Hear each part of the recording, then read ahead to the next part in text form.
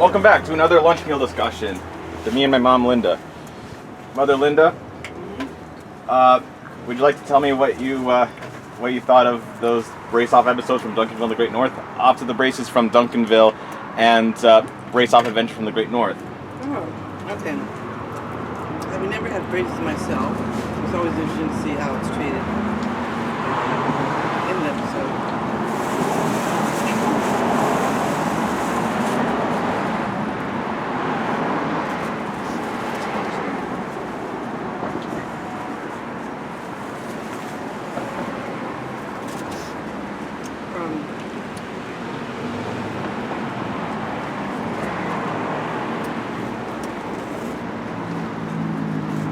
The Great North was the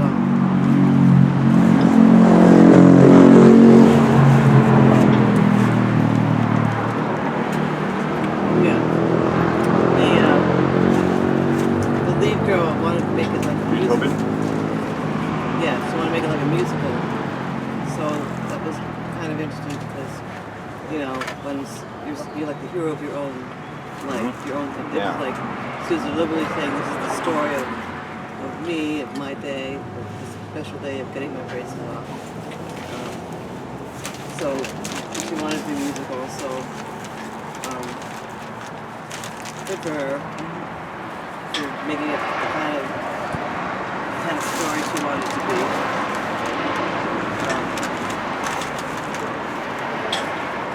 So that was nice. We actually not all went as planned. Appointments on the way. I mean, she's really looking forward to it, so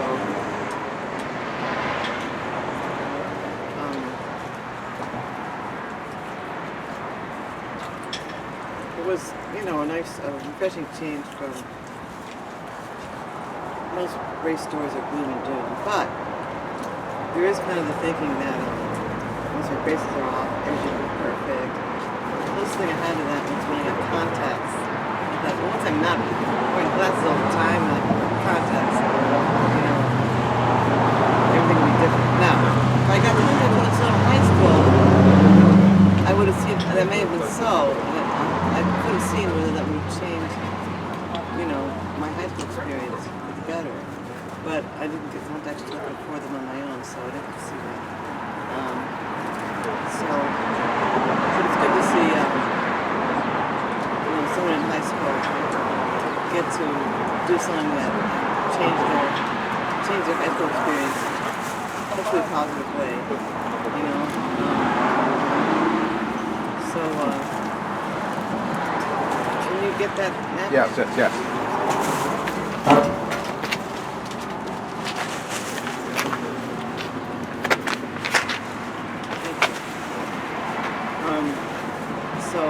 Yeah, it wasn't. It went up this trajectory about the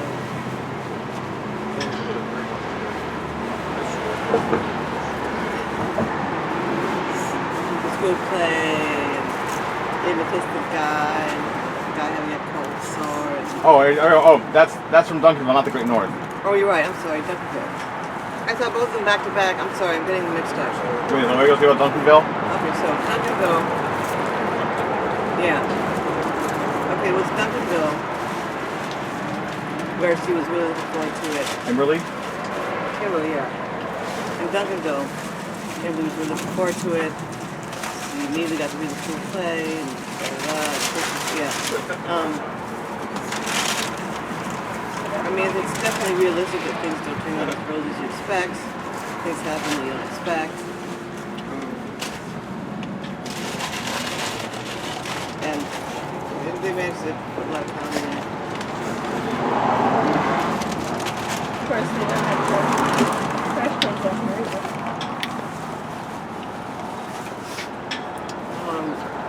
So, I guess I don't have any deep thoughts about that, but I enjoyed it as an episode, and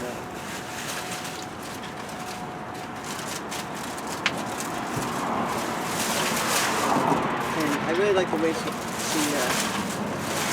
you know, framed it as her story and talked about Kimberly or Judy? Great White North. Great North. They're knowing the title. Okay, Great North. Great North. I really like the way Kimberly, took charge of her story, her destiny, framing it as her story, deciding it would be musical.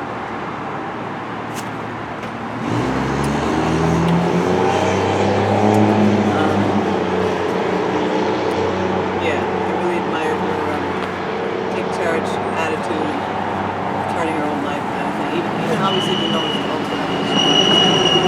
That was the whole proactiveness of it all, I think. I really appreciated that because they didn't have that in stories for girls back when I was young. And then, okay, so then the other one was Up to the braces, Duncanville. Okay, so now Duncanville is the one where she didn't want to get the braces off because having braces was No, that's the Great North again. All right, no, okay, the Great North. Wait a minute. Okay, I'm getting the two mixed up. The one where she didn't want her braces off, she was doing this open mic thing, and you think she's at the real open mic next she wanted to go to, and it turns out it was just open mic in the basement of a friend's house, right? But she went through this whole story and like.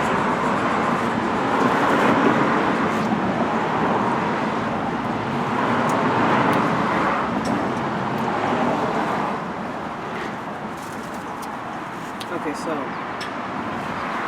the open mic night.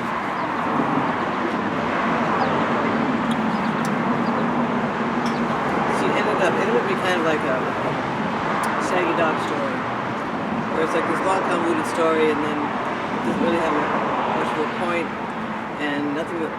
She ended up not getting them off yet, right? So it was a story of not getting the braces off, and she was fine with that because she didn't really want them off in the first place. So that was disappointing because it's not much of a story, but it did show her gaining confidence regardless of the brace thing, which I think was the point. She thought she no longer worried about braces defining her. She could be confident with or without the braces, and so that was a good thing. And then. Having their own open mic night, and she could go to the grown-up open mic night. So it was kind of, it was kind of nice as Shaggy Dog stories go. It was a pretty good one. Yeah. I like how Judy kept her mouth covered with the mic all the time until the very end. Yeah, they were keeping that unclear until they had the final reveal. Yep, still have braces. That was kind of obviously perfect. So. That was kind of nice, and even though she didn't get the braces off, the whole point was how it about her, how it affected her, and her story, her journey, her identity. Like questioning how important the braces to her. So that was nice. It just really goes to show you how much looks are a part of a girl's and a young woman's identity, and any woman's identity, any female's identity, that something that affects your looks, like braces, are such a big part of it. It's kind of sad that it has to be that way, but that's how it is, because looks are so important for females. They're judged harshly by their looks. So that's why braces were such a big deal in the first place, because our looks are so important. So, but it was the way it was dealt with in both episodes was, apart from having the braces be so important, which they shouldn't be, the way the girls actually dealt with it was good. But they both ended up making a positive thing out of it. Taking a positive message away from the experience. So that part was good. Given the limitations of, looks are so important, and braces affect that, how can we not let that harm our self-confidence and our own identity? And so they did a good job with that. Well, Kimberly's story was a lot different from Judy's story. Would you hear her talk about that? Well, yeah, that's true. One braces off, the other one didn't. Kimberly's braces Judy Tobin never got her braces removed, but then Kimberly got her braces removed 4 minutes into the episode. Yeah, then you see how it actually, the fact that she had this fantasy of how everything would be, and then you saw the reality, right? Right. That the reality didn't live up to the fantasy. It did more than it did a bit more than you expected, because in real life you instantly get the lead in school play with the hot guy that you like, no. But even given that, it still didn't turn out to be as great as you thought. You know, so even if you get that part of the fantasy, doesn't mean the whole rest of it's going to be like you think. You know, so yeah, I like seeing the whole repercussions of actually getting the braces off. Right, first one we didn't get them off, but we got a story about how she felt about it. No, that was the second one. I mean, the second one. And the second one, okay, in the second story, she didn't actually get the braces off, but she gained self-confidence and was able to talk about it in front of people, and she got a positive message out of that even when the braces come off, it's not going to really affect her identity a lot, one way or the other. And in the first story, we saw that part of her fantasy came true, but not really. Everything wasn't all great as she thought it was going to be. It was much more realistic. Yeah, well, I still really hated that when Kimberly was finally ready to kiss the boy in the play, her friend Claire ruined it for her because she didn't see she didn't see the cold screw get popped off it. She's too far away. Oh, that's bad. Well, I still think it's very, but I still think She's it's trying very. to help her. Yeah, well, yeah, but she didn't. Yeah, I know Kimberly wanted Claire to ruin the kiss for her, but she didn't have to do it by. But I'm sure there were much nicer ways Claire could have done it than by ruining Kimberly's mouth again. Yeah, that was a bummer. Yeah, she went too far. That's why I believe. I thought she was going to turn the lights off. Well, that would have been way better. You know, funnier. Turn the lights off and back on. So she had to go right back to the dentist and get that fixed. Yeah. Well, you know. That was a bummer. That kind of. Both girls from both Brace Off episodes. Well, the thing is, both girls from both Brace Off episodes still have to get. Not too loud. Both girls from both Brace Off episodes, Kimberly Harris and Judy Tobin, both had to continue with their braces on in later episodes. So, which is exactly why I asked you if you think Mabel Pines should also keep her braces on or off. When I wanted to, in my story about, like, when I wanted to give Rowdy Falls a third season in Piedmont and begin with the Brace Off episode for Mabel. Oh, I see. Yeah. Well, I guess it's because of the whole sandbag, getting hit in the face with the sandbag that I know. she had to get braces again, even after getting them completely off. Well, yeah. I apologize for mixing up the two girls. I saw those two episodes right next to each other. Yeah, and they're both girls with 4 fingers on each of their hands like Mabel Pines. They're both early teen girls getting braces. Yeah, you're right. Also, the thing is, You know, what little I've seen of Duncan's sister. Kimberly? Yeah, she was like always seemed like she's just so cool. It's nice to get more of a well-rounded person of her. She's got insecurities and worries too. You know? Yeah. And she acts like she has it all together, and her brother Duncan doesn't. But yeah, she's got the same teenage. Right.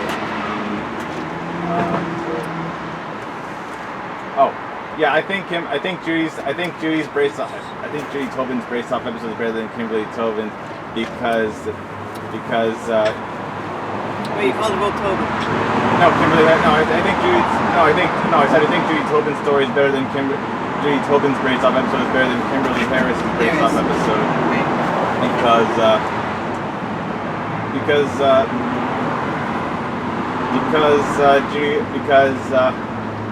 Judy Tobin had much more complicated feelings and a deeper story than Kimberly did about her braces being much of her feelings about having her braces removed when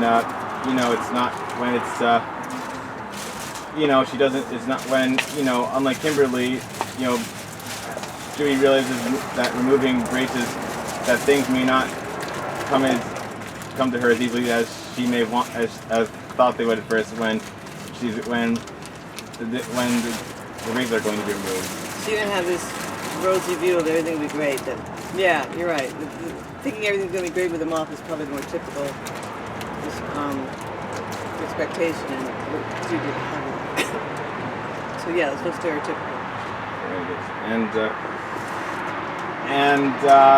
Yeah, it's also Brace Off Adventure is also much. The other big reason why I believe Brace Off Adventure is better than Onto the Braces is because Brace Off Adventure doesn't end with one of Judy Tobin's friends like Kima.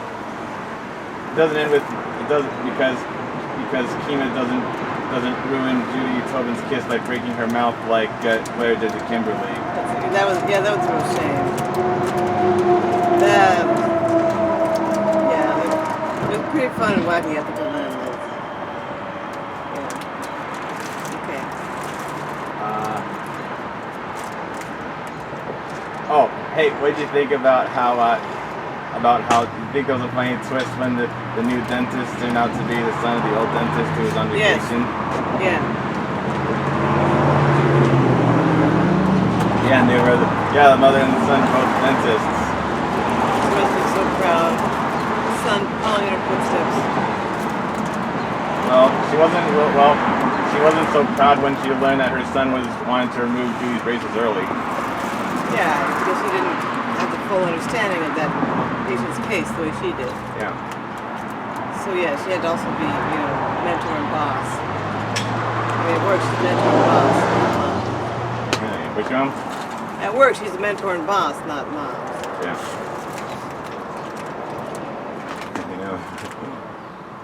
So, do you think my idea for Gravity Falls Brace Off story in Piedmont is any better than Judy Tobin's? As long as it's written well. I don't. You haven't written it. Let's see when you've written it. Well, in this case, I actually did plan to. I actually do want Mabel to be without her braces for the rest of Gravity Falls this season. I think you must have been very interested in how when Wendy told her brace off story to Mabel, it was like Kimberly and Mabel was really like Judy Tobin. Mabel was really growing up. Yeah. It's also a big turning point for Mabel's character development because Mabel Pines finally tells Dipper and Wendy that she caused Armageddon and right. she looked at the Dipper. Right, we don't need to go into that now. Yeah, I know we're going to use it for that, but we don't need to go into that now.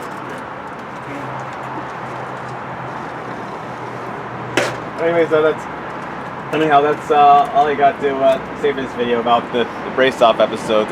If you have seen Duncanville and the Great North, I hope you found this discussion about Brace Off episodes interesting. And even if you didn't, I hope you enjoyed those two Brace Off episodes, Off to the Braces and Brace Off Adventure. I mean, what are the odds that they both air in 2021? I'm saying no. They're both part of season 2.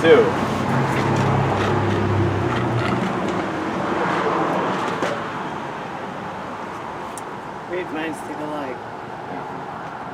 Did you ever find experience watching Kimberly Harris and Judy Tobin's Brace Off episodes, talking about how they differ from one another?